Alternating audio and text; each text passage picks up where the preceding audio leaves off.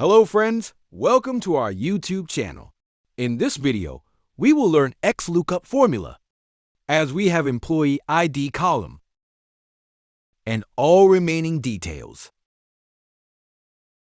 And we want to insert employee ID to get remaining details. Use formula equals to XLOOKUP. For lookup value, select employee ID cell. Now, select employee ID column for lookup array. Now, select name for return array. Now, test our formula by inserting ID.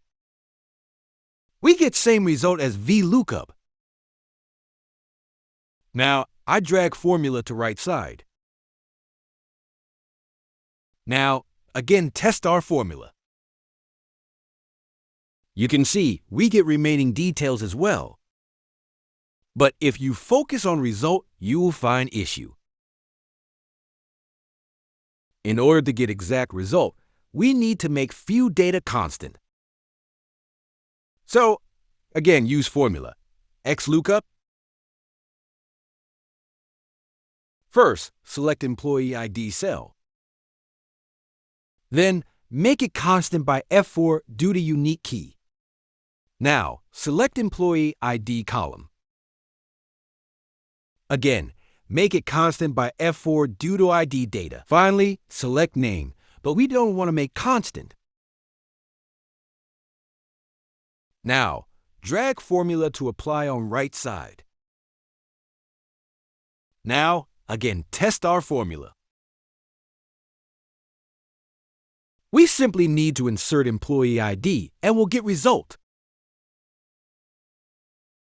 We can also add remarks if not found any data.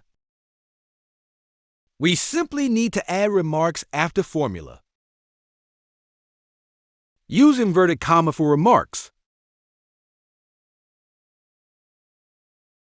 We will get remarks, data not found. Now, drag formula to apply on right side.